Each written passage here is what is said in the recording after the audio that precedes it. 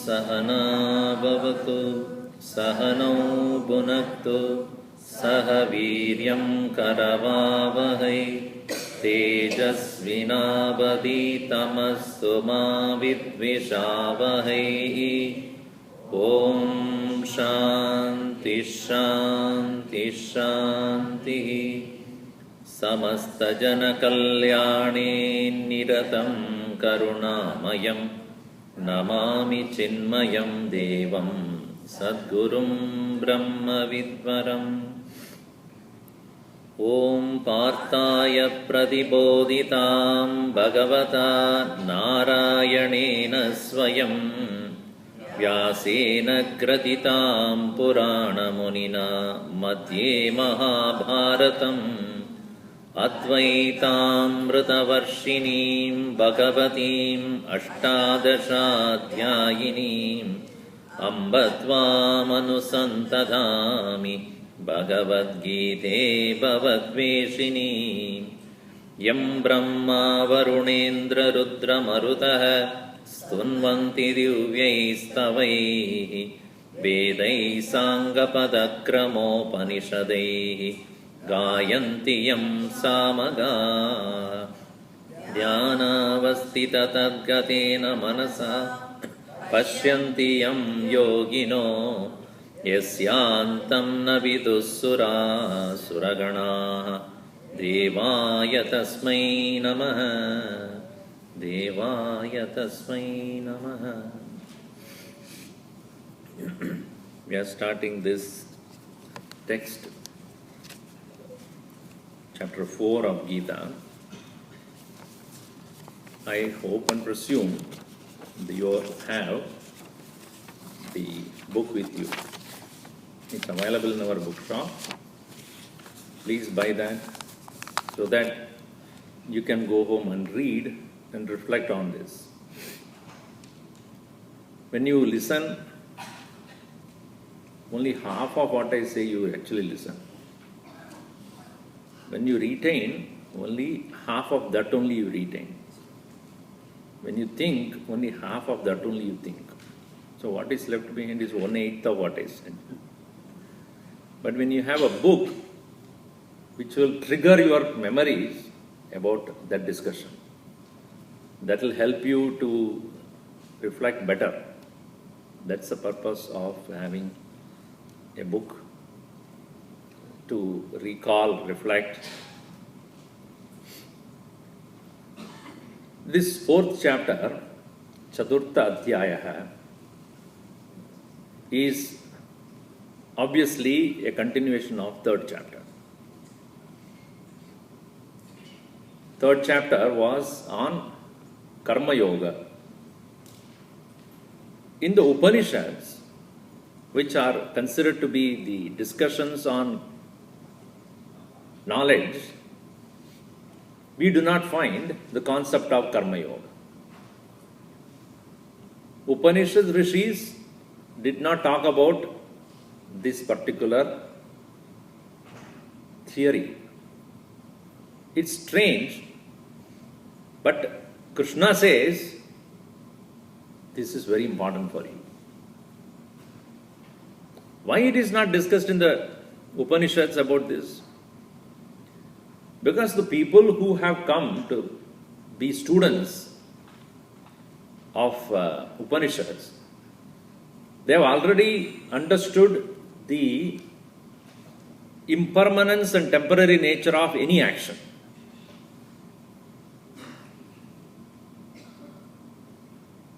So it is said in the Upanishads very clearly, Pariksha lokan karmachitan brahmanaha nirvedamayat na asti akrudakritena tatvijnanartam sa gurumeva bigachet samitpanihi shrotriyam brahmanishtam.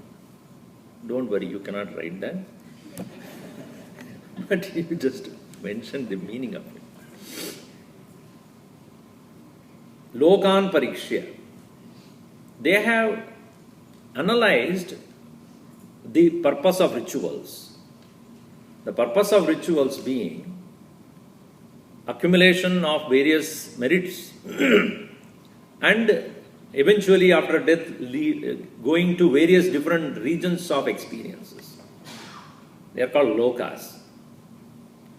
Having examined all the possible results that may be accrued due to performance of rituals, lokan parikshya. Karmachitan brahmanaha. An individual who is already introduced to various rituals, he knows what they are. Not that he doesn't know. Having understood the impermanence and temporary nature of all the various possible experiences born out of merits accrued by rituals, nirvedamayat. He became dispassionate. Why? Because nothing created by karma will ever last.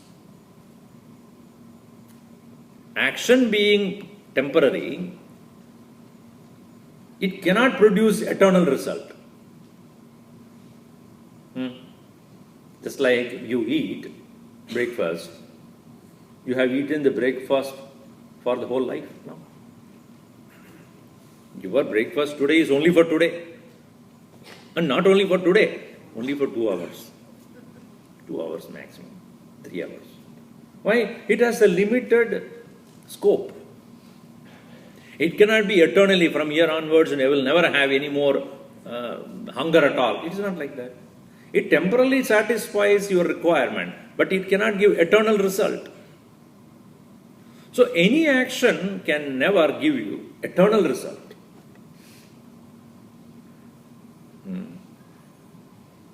So having understood the impermanence, temporary nature of action and the results thereof, nirvedamayat, he came to become dispassionate. What is this understanding? Na asti, there cannot be akritaha kritena. Akritaha kritena, meaning by action uncreated can never be achieved. Akritaha, uncreated, meaning what is eternal, everlasting, kritena nasti, not possible by any action. But that eternality can be gained only by correct knowledge.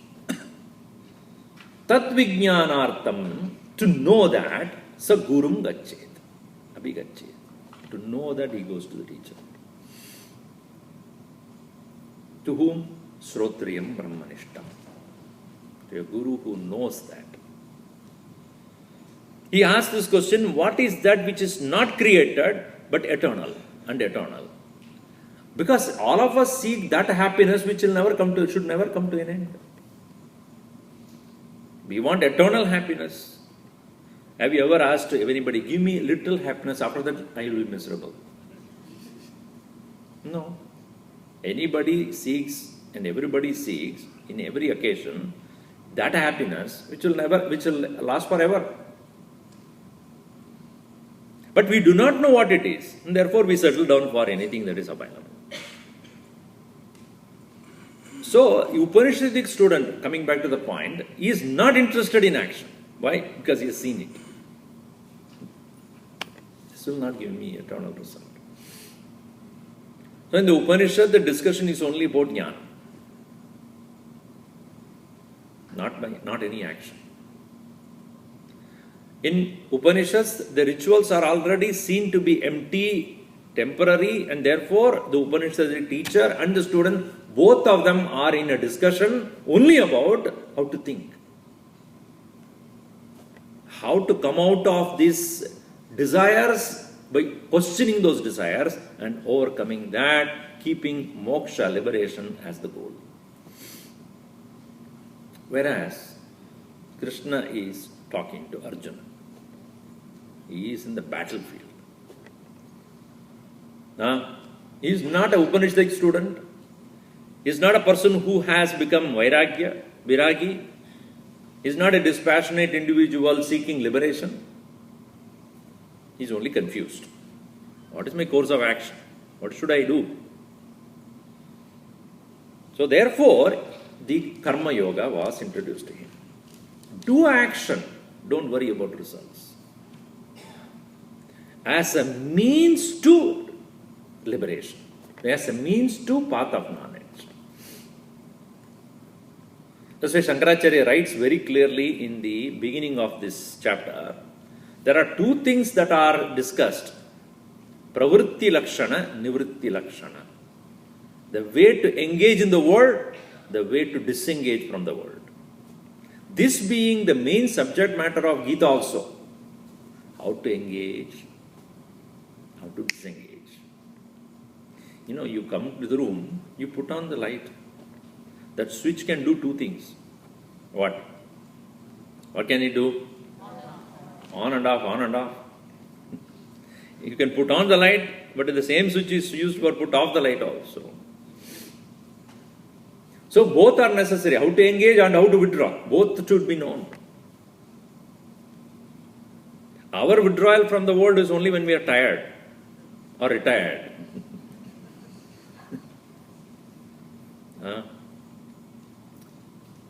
Swami Tejaman used to say, when you go in and get into a flight, you are going from here to somewhere. As soon as you enter and then sit down and then, settle down, you put your luggage and also. All of you put on seat belt. What do they tell before taking off the flight? Where is the exit? Don't they talk about where is the exit? Exit may be behind you, please be aware of. The peculiar thing is, we as human beings have come into this world, we do not know where is the exit.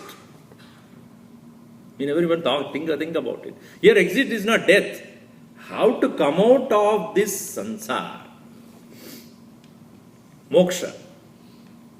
That we never even bother about. We are so busy with so many things. Education, marriage, and this and that, and we do not know. Then after, finally what? So that part of it has so to be discussed. So Krishna is explaining here not only how to engage in this world, but also how to disengage. In this chapter, he is going to talk about how to successfully, intelligently disengage. That's why it's called Jnana Karma Sannyasa Yoga. Karma Sannyasa Yoga, when you say, renunciation of action, not out of hatredness, not out of failure, not out of anger, not out of frustration, but because of the maturity of knowledge. How knowledge can lead to withdrawal from action. So that is the beginning of, Shankaracharya writes as, that is the purpose of this chapter. He clearly explains in every chapter what is the purpose of this chapter, how it is connected to the previous one. In the previous chapter, he explained about how to engage in action with the right attitude. What attitude? Do your action. The result you do not worry about. Niyatam kuru karmatvam karmajjayo hya karmanah sharirayatra pichate na prasiddhyeda karmanah. Do your duties. Perform your actions. Let not your mind get excited, anxious about the result of action. Do the best, leave the rest. Do your best in every situation. Do your best. Do not worry about who notices, what is being praised, what is insulted, who caused what insult. None of those, or who even recognizes what I am doing. None of those if you worry about. You do your best. So he explained that very clearly. That is the way of engaging in the world. Now I will tell you how to disengage.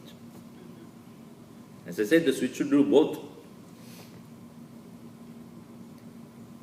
So here begins this chapter, renunciation of action or disengagement from action. We'll read the first verse. Shri Bhagavan Uvacha Imam Vivasvate Yogam Proktavanaham Avyayam Vivasvan Manave Praha Manurikshvakave Bravit. Together. Shri Bhagavan Uvacha Imam Vivasvate Yogam Proktavanaham Avyayam Vivasvan Manave Praha Manurikshvakave Bravit. Arjuna, Bhagavan says, I have spoken about this knowledge long time back. Imam Yogam, this yoga which I spoke about Karma Yoga. This is Avyayam.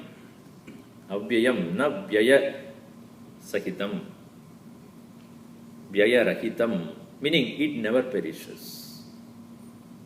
Infallible knowledge. A path that does not ever stop giving the right result. There are two ways of looking at this word, Avyayam Yogam. But meaning is, it is imperishable path, imperishable method. Reason number one is, this particular thing which I spoke about has been given to the world in the beginning of the universe. Meaning is most ancient.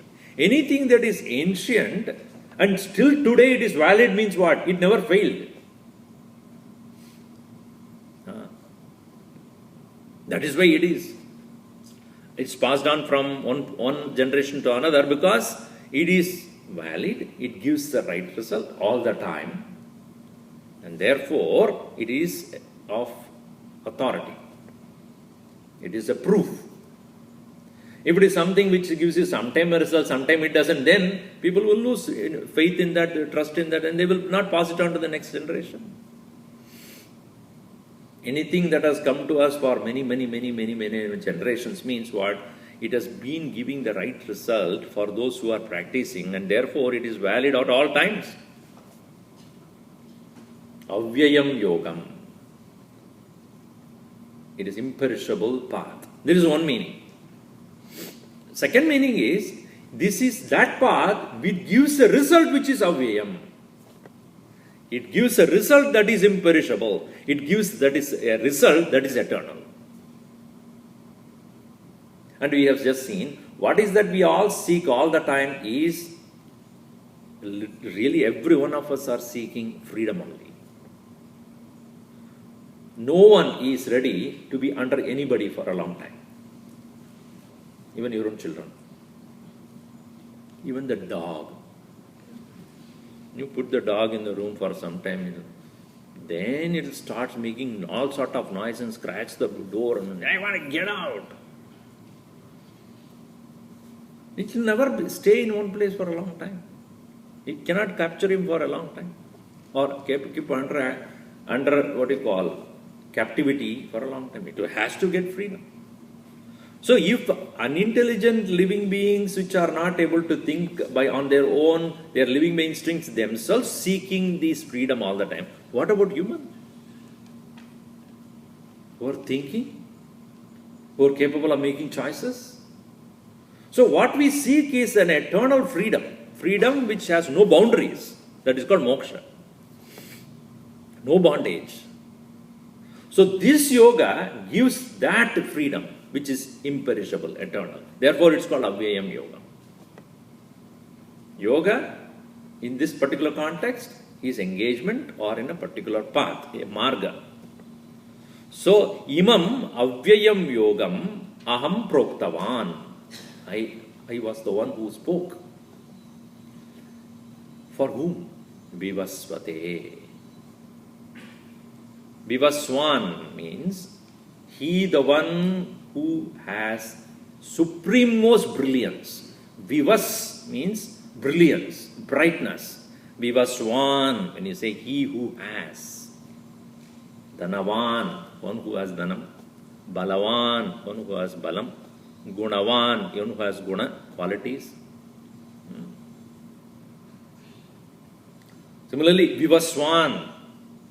Vivaswan is the one who has brilliance. To him, Vivasvate, Bhagavate, Bhagam, Yasyasi, Bhagavan, Bhagavate. Similarly, Vivaswan, Vivasvate. For that Vivaswan, who is he? Son. Why son? My dear son. That is the beginning of the universe. See, these masters have understood the beginning of universe cannot be but the creation of sun. Sun is the very first creation. That's why it's called Aditya. Beginning. Without the sun there cannot be any creation or any sustenance of life. So in the beginning of this whole universe, to that sun, who is the first creation, to him I gave this knowledge. Considering sun as the power, a devata, imam vivasvate yogam proktavan aham avyayam. I spoke, I gave this knowledge which is imperishable to that sun, who is the supremost, most brilliant presence. And from him onwards, this knowledge was passed on to the next generation. Vivaswan manave praha. Vivaswan, the sun, gave to the first human king, Manu. See, Manu is, just to give a little background on that, according to Hindu theology, a Brahma's one day is divided into 14 parts.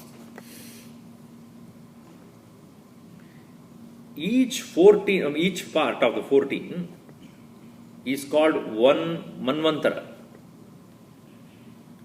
And one Manvantara means one Manu's time. One Manu will rule X number of years. And that way 14 such Manus will come and go. That becomes one day of Brahma. Night also 14 parts. Equal. So that means that one day of Brahma is where 14 Manus will rule and then 14 similar divisions are in the night. Then again next day of Brahma will start. And we are now the 7th Manu, daytime of Brahma. It's called Vaivasvata Manu. It is son of sun. So the son of sun is the ruler, and to him he gave this knowledge. So what was obtained by sun from the Lord, he gave it to Vaivasvata Manu. Vivaswan manave praha. And Vaivasvata Manu gave to his son Ikshvaku. Ikshvaku is the solar dynasty for which Sri Rama belonged to.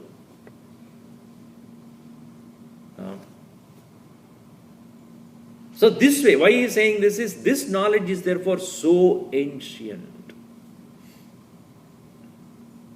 It is not something which came out of my head today. Krishna wants to make sure, because something very ancient, so old, which is so powerful, then immediately we have some reverence towards that. You go to any museum and you say 2 BC. Oh my God, 2 BC. So old. Artifacts. Because it is been given to generation after generation, because it has produced the right result from the time of creation. The Lord Son gave to Manu, Manu gave to Ikshvaku, and it has been thus coming down. And what is that?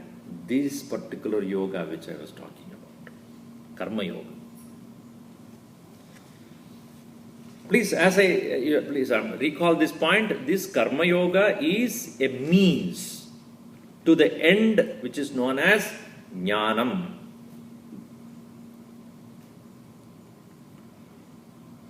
Gurudev used to say that there is only one road, direct road to the palace of the truth. Many roads may come, but they will join finally the main road.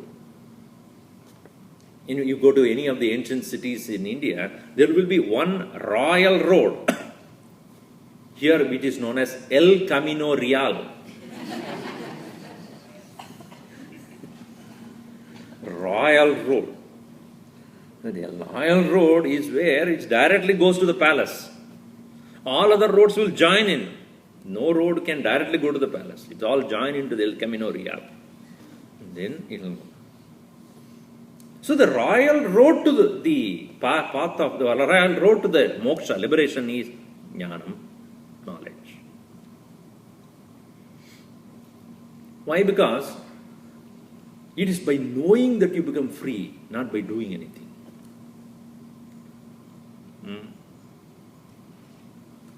Shastra adhyayanam tu jnapanartham na karakartham. The path, this scripture is talking about liberation, and it is teaching us how to think and become liberated, and not just to do something. Physical action does not give you to liberation, lead you to liberation. Shankaracharya very beautifully says in Atmabodha, aviroditaya karma na avidyam vinivartayet vidya avidyam nihanti eva tejas timira sangavat.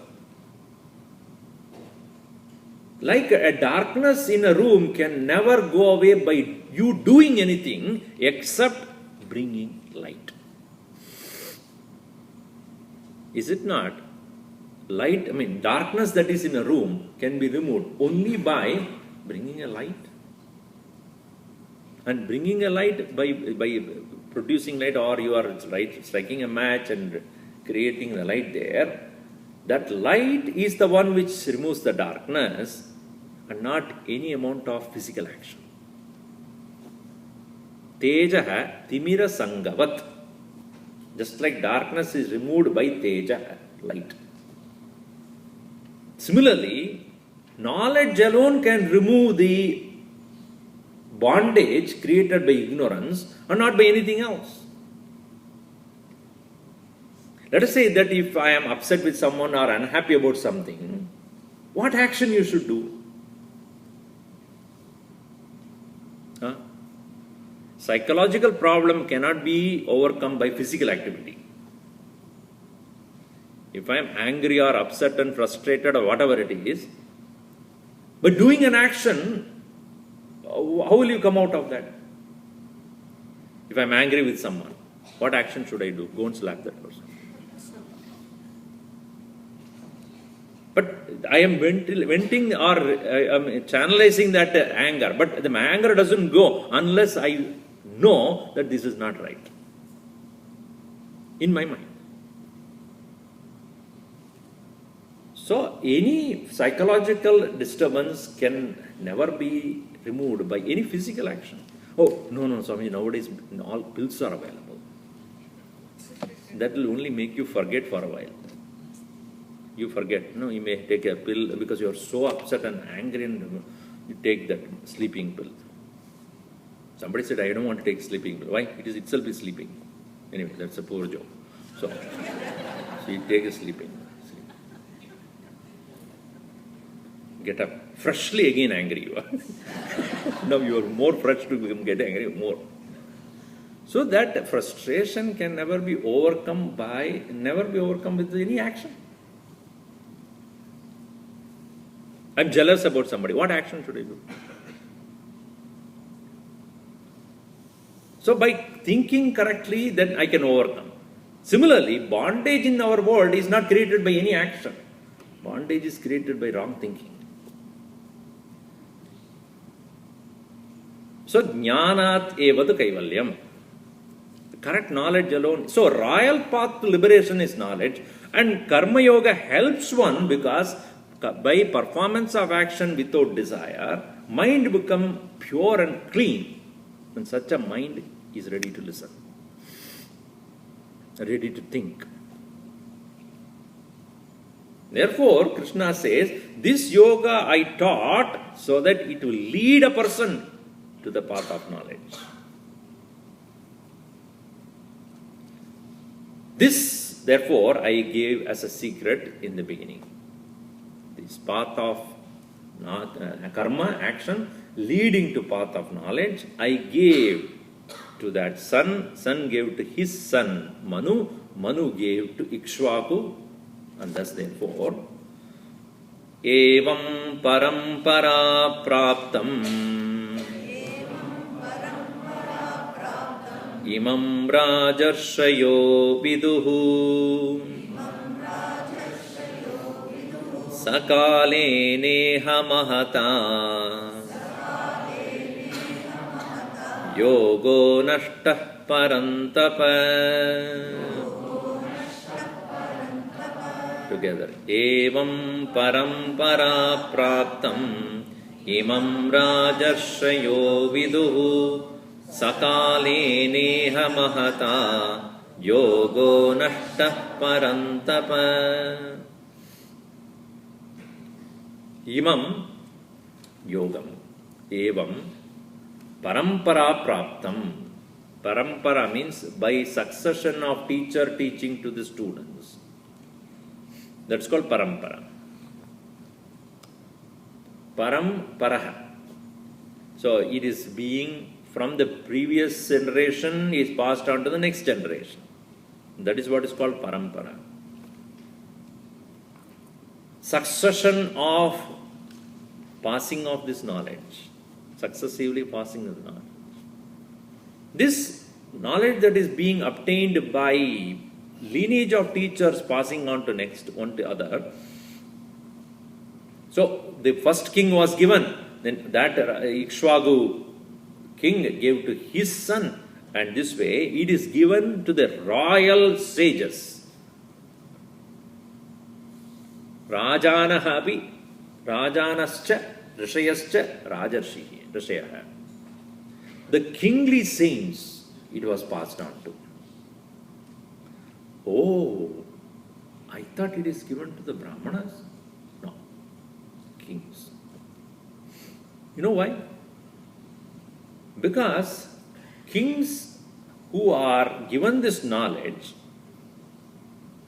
Bhagavan Krishna says, I gave to them to make them, empower them, to make them vigorous. Because see, typically take the case of a person who is ruling a country. I'm talking about noble kings, not today's word. The purpose of them is Go Rakshanam, Brahmana Rakshanam cha. Protection of animals, protection of knowledge, education. That's the most important. Jana Rakshanam, protection of people. Even among the people, protection of the intelligentsia. Is it not? Therefore, it is a responsibility of the king to make sure that the knowledge base in that particular society is kept up. A society doesn't progress by military power. You may have military and then so much of army, etc. to protect yourself from others, but how will you grow? If there is a plant outside in your backyard, you put a fence to protect that little plant being eaten away by other animals, etc., whatever it is. But unless you water it, put enough kind of fertilizer or whatever it is exposed, then only that thing will grow. Fence doesn't grow. That is behind the fence alone grows. So the army and other things, you protect the people, all right. But how will the people progress? Education, knowledge. And those who are providers of the knowledge, providers of the right kind of education, must be protected. Therefore, kings are given this knowledge so that they perform their duties with no ill will. Because see, for example,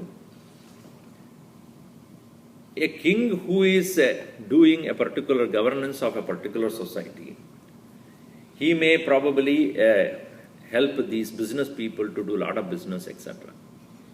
All right. So money will be, progressively money will be created, prosperity will be there. But all are idiots. What will happen? You have rich idiots. Then what? They will keep fighting each other, killing each other, the whole society will perish.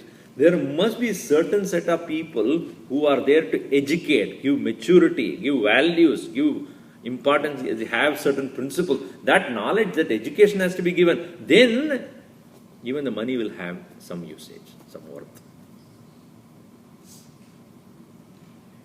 And to that particular community of people who are givers of education, you cannot expect anything from them.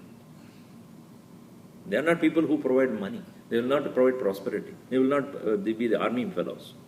They are exclusively for giving knowledge. And therefore, the kings should be able to protect them without expecting anything in return. In fact, the king's duty is to do the best to protect the community, protect the people, increase the prosperity and make sure that the knowledge base is created and kept up. And that needs to be done as a selfless act. And this knowledge helps them to do their duty to their best. Therefore, this knowledge is given to kings. Evam parampara praptam imam rajarshayah viduhu. Kingly saints were given this knowledge. That's why Krishna says, whom am I giving right now? To whom? Not to Drona, not to Kripacharya, but to you. Arjuna, the king. I'm giving it to you. Evam parampara praptam imam rajarshyo viduhu.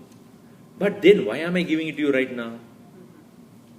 If it has been passed on from previous generation of kings to the next generation of king, then why am I speaking to you? Do you know why? Sakalena mahata yogo nashta parantapa. This knowledge has been polluted. It is tarnished. It has become impure. Why? Because people who passed on to the next generation did not practice it. See, when a knowledge is passed on from one generation to another, if it is not properly practiced by the person who is teaching this, that knowledge will lose its power. Mahata kalena yogaha nashtaha. Due to passage of time, this particular yoga has lost its virility, its power, its strength, because people who passed on did not practice. What the teacher makes as a mistake, the student will exactly make the same mistake. I have told you this. One particular exam where two students have written the exact same, everything same. So the teacher who looked at both, the person who is correcting the paper said, two people they made the same mistakes also. So they took to the principal. Sir, I have a doubt about these two students. They have copied each other. So the principal called. Tell the truth. Did you both copy each other? I said, no, I was sitting there and I was sitting somewhere else in the examination hall. Then how is that both of you made the same mistake? We had the same teacher.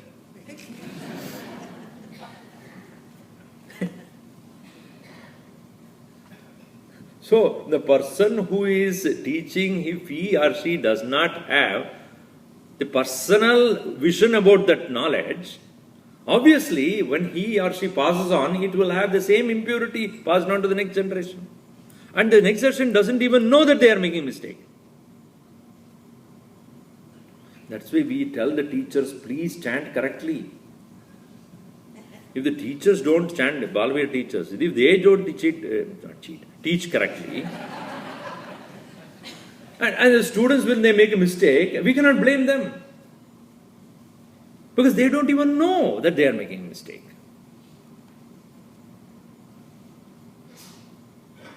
In somebody's house I went, and we had Bhiksha and other things, and at the end of it, that lady of the house said, Swamiji, I have to give you some flowers. Okay. So she called her son, please give this flower to Swamiji. And he looked at the flower. Here you are. You have to teach him, right? How to give. When you are giving to somebody whom you respect, somebody whom you revere. So the method of giving is different. I don't mind. But the thing is that she felt so bad. Guruji used to say, sometimes when he goes to somebody's house, and then, pranam karo. Swamiji ke pranam karo. And that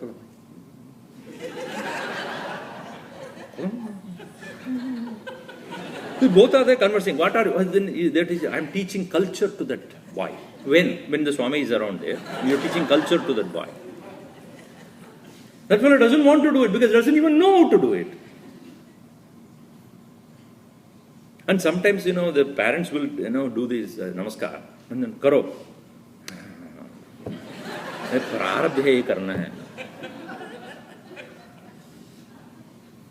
So if you don't do, how do you expect the next generation to even know about it? Don't blame them. So this knowledge, when it is not properly understood and practiced, how does it translate into the same efficacy when it passed on to the next generation? So the people who gained this knowledge did not practice, did not go through the discipline of practice, self-control, free from kama, krodha, lobha, moha, mada, matsarya. So this knowledge become valid only when these impurities are under control, are eliminated. Slowly. And then this knowledge is given, it has validity.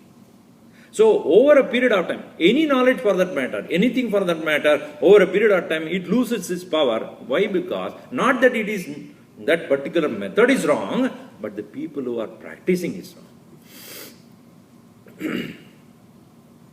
That is why when we do the Vedic chanting, all other things, we just go by what is properly to be chanted, the same way. So that will pass on to the next generation. Not your own way of chanting, and sometimes the chanting is also, there is a raga also. Na karmana na prajaya dane na tyagenaike. Tyagenaike kya hai? Because it doesn't sound correct in put it in a song. Now, who asked you to put it in a song? Nowadays, Gita also singing, with the set tune, music, talan, natalan, and all those things. What happens is you compromise on the words. And when you compromise on the words, the meaning is different. And when it is passed on to the next generation, they will sing the same thing, but we don't know, even knowing the meaning. And somebody listens to it and says, this is wrong.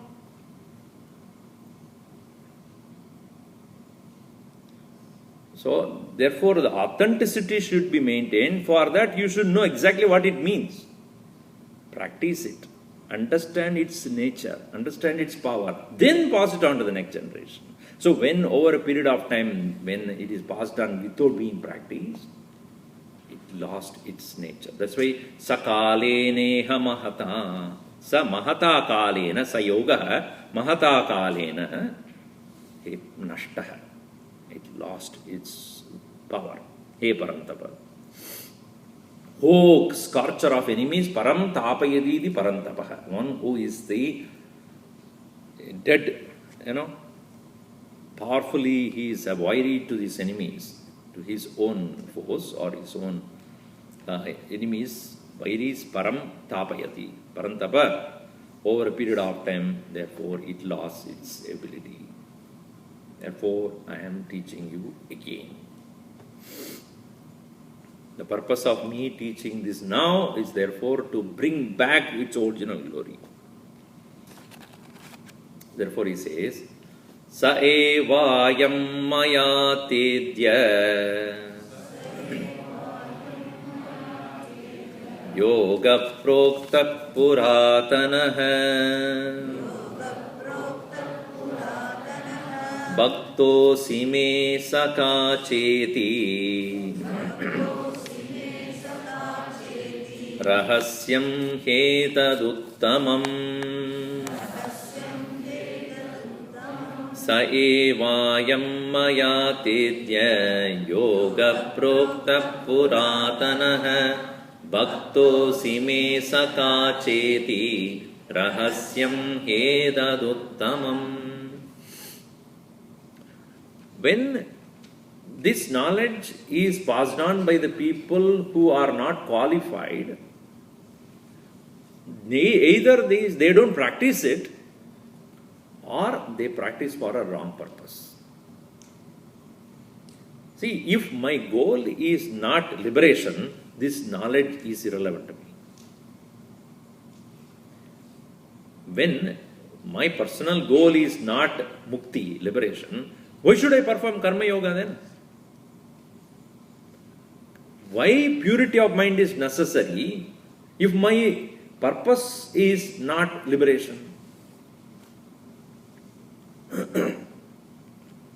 So people who are not convinced that their purpose of purushartha, highest purushartha, human goal is liberation, if that is not there, they find no relevance of practice of karma yoga. Let us say that, if somebody will ask, do you practice yoga? So you will ask, why? Yoga gives you, good health. Good health gives you me what? Good health will give you longevity of life. Let us say, longevity. You will live healthily. And live healthily, what do I do? Live healthily, you live longer. And living longer, what do I do? Living longer, you enjoy things much better. Enjoy what?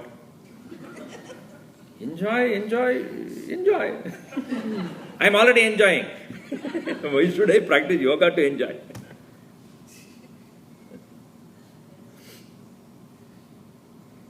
So, if you say, if this is to be practiced, the next question is why? So, the ultimate purpose of liberation or mukti or freedom is not, you are not convinced about that. You will not find a reason to do action without result. Without being anxious about the results. Because I don't see anybody of that kind practicing anyway. So over a period of time, what happens? Even that very purpose for which I have to do this is tarnished. I am not convinced. And therefore, this practice which is being prescribed, I don't see any relevance. This way, the knowledge gets sacrificed or compromised. And such an individual will definitely take to all other pursuits of life. Creating huge mansions and creating one's own name and then, one's own personal glory only he will talk about and then this and that. Then obviously, karma yoga will not be practiced by the person. And such a person, if he, because it's merely to be passed on from one generation to another, he will talk about it, but it has no validity, no value. Right? So here Krishna says, that very thing with its original reason for which I have taught, that I am giving it to you right now. Please understand, purpose for which I am giving. It is not because everybody should know it because it is ancient. No, you should know that this is a means to an end. This is a means for knowledge which will release you from all bondage. Saeva, that alone, ayam yoga, me adya prokta. That very ancient knowledge, saeva, yoga, puratana, prokta. In the ancient time, what is adya prokta? Today I am telling you. See, imagine Krishna is standing there and Arjuna is looking at him. He says, I, the one who gave at the beginning of the creation to the sun, that very Lord I am giving it to you right now. So what, just imagine what would be the condition of Arjuna. Can you imagine the beginning of creation? Even mentally we can't even imagine what would be that power which has created the whole huge galaxies. That power is right in front of me, see. Saye vayam maya tedya yoga prokta puratana. That very supreme truth which I spoke to Lord Sun at the beginning of creation for the purpose of liberation, the path of action, that alone I am now giving it to you. Arjuna wonder, why me? So many people are there, why are you giving it to me? Bhaktaha asi, because you are my devotee. Sakacha, you are my friend. See, this is the beauty. This is where Krishna always brings in the element of devotion. He just infuses this here. You will not find this in Upanishads. In the Upanishadic lore or the scriptures, you will find the Guru is sternly on knowledge. But here, Krishna is the teacher who not only gives the right knowledge, but with infusing devotion. That devotion aspect of is only when it is there that the student finds the connection between himself and the teacher. Knowledge is at the intellectual level. No doubt intellect can appreciate the knowledge of the other person. But the affinity, the proximity of the student with the teacher happens only when not just he admires and respects the teacher, but he or she feels he really means to me. He really considers me. He really wants this for me to understand. That's why Krishna says, you are my devotee. You are a friend. That way there are many others. But you are not only a friend, but you are a devotee as well. Who is a friend? A friend is one who is a samavayasaha. That one must understand. Samavayasa means of the same age. Usually, friend is of the same age. My friend, one 10-year boy says, my friend is 75 years old. Usually it is not.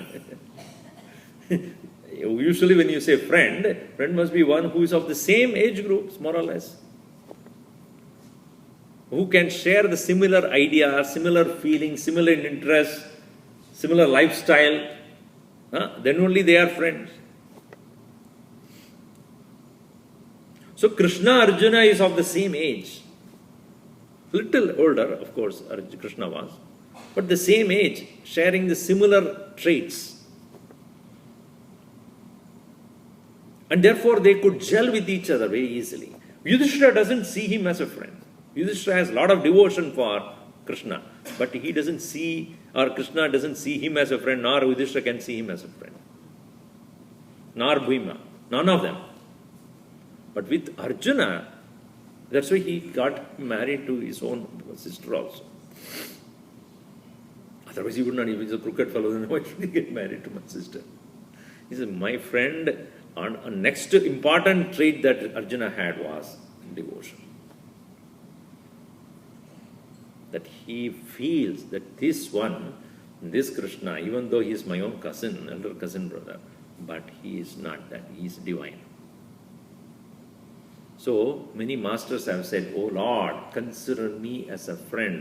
Then knowledge will just flow, will just start flowing from you.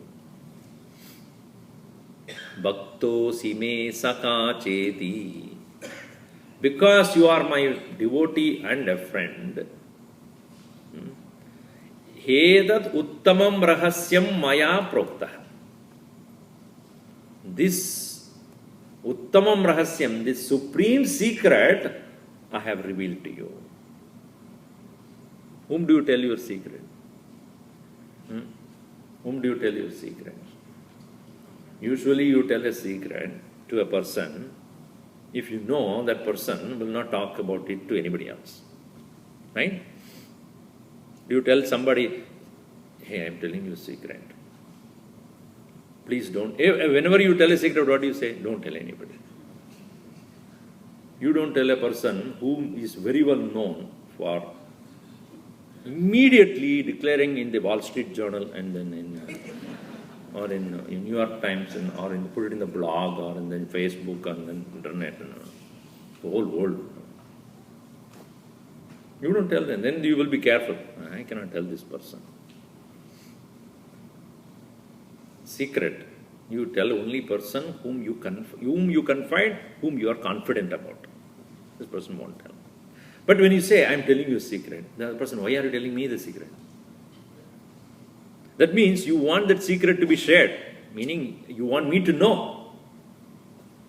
But you want me to know, but you don't want nobody else to know. That's why you are telling me. If you say, "Okay, I have a secret, I learned from somebody and I'm giving it to you," that means you are betraying the other person, right? He told you and now you are telling me. That means what? I cannot tell you anymore because I don't know whom else you will tell. So here Krishna says that I am telling you a secret which I never told anybody else. Whom I have told was the beginning of creation, and it is passed on to only deserving people. And it so happened that the people over a period of time lost their own qualification. Therefore, the original secret lost its validity. Now, coming back to this point, what is a secret? Secret is that which is useful to me, which I feel it is very efficacious, and I feel that it is useful to you as well. That's why I'm telling you. Now, this particular knowledge is subjective. This secret is subjective. Meaning, it cannot be a thing which can be externally demonstrated. In 9th chapter, he will talk about this. Raja Vidya Raja Guhyam Rahasyam Hedaduttamam Pratyakshaavagamam Dharmyam Susukam Kartum Avyayam. This is a secret, or this knowledge is a secret because it is subjective. Meaning, you alone know what it is.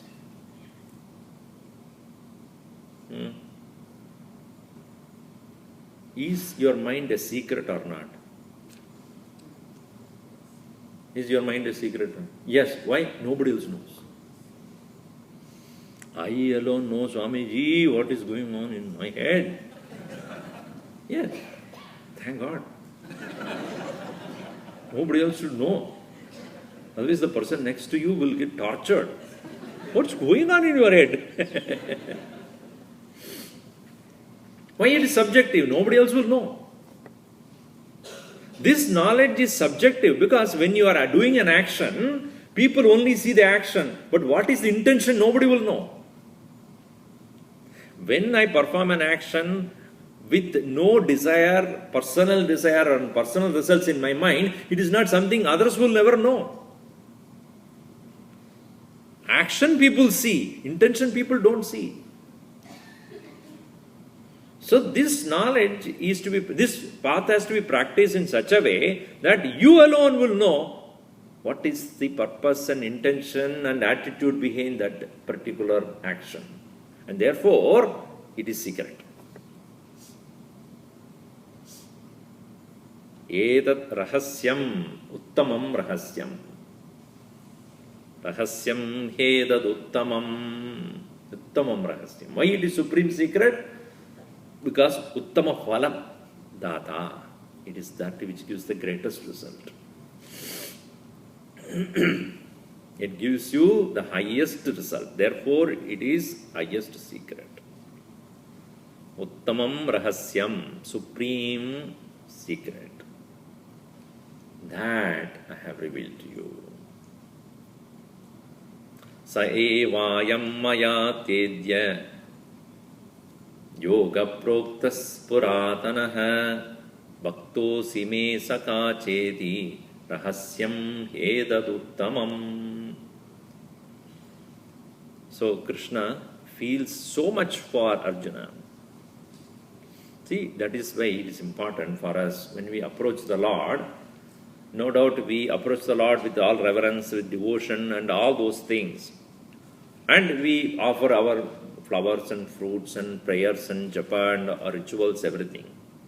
Bhagavan takes it. But unless you become his friend, he will not reveal to you.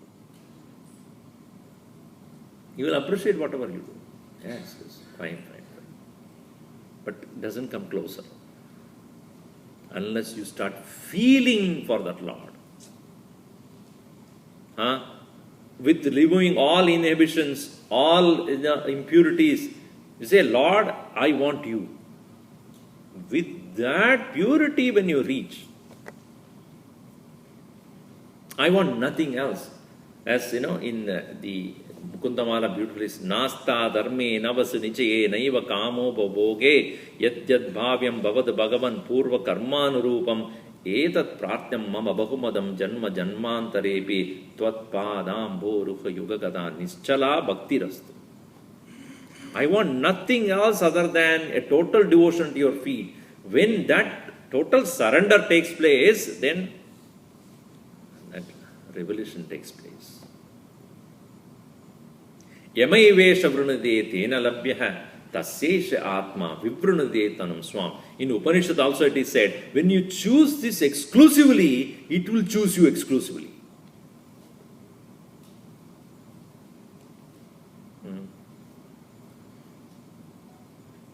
Every friend wants his friend, her friend to be exclusive friend, right? You cannot replace me with somebody else. That's what most people say. You cannot do that. Bhagavan also says, you choose me exclusively. Ananyas chintayanto mam e jana paryupasame. Esham nityabhiyuktanam yogakshama. If you choose me exclusively, then I am all yours. So I'll give you that. Dadami buddhi yogam tam yena mam upayanti te. I will give them the knowledge by which they will come to me. So here, edaduttamam rahasyam maya proktaha. I have revealed this supreme knowledge to you because you are bhaktaha. Who is a bhaktaha? One who doesn't see division. He is a devotion. That is called as devotion. मैं और भगवान दो नहीं है. Me and the Lord are not two. The Lord alone is now me in this form. Or in me, the Lord is expressing through me. There is no division at all. That is what is called devotion. So long as our devotion is only in the form of demanding things from the Lord, ye de do, oh, ye karna hai, wo karna hai, oh, my thing is not there, my business is not doing well, my children are not listening to me, and my uncle is not dying. So this way you go on seeking things which are, far from the Lord. Give me this, give me that, give me that. Then the Lord says, oh, you are only that category. Just leave it there. But he says, I want you and nothing else. That is devotion. So Arjuna here totally surrendered there. He said, I want nothing. Please teach me what is right. Yes shreyasyan nishchitam bruhitan me sishyasteham shadimam tvam prapannam. I have surrendered to you, O Lord. You teach me what is right. I do not want to take any action without you blessing it. Therefore, Krishna says, you are a bhakta. Bhaktaha asi, Saka asi. You are my friend, you are my devotee, and therefore, this knowledge exclusively I have decided to give it to you. That knowledge which I gave at the beginning of this universe. Thus, therefore, this chapter is such a great, revelation, and we will see more of it in the next session. So we saw 3 verses. Om sarve bhavantu sukhinah, sarve santu niramayaha, sarve bhadrani pashyantu, ma kaschid dukkhamad bhavet. Om shanti shanti shanti. Hari Om Shri Guru Pyo Namaha.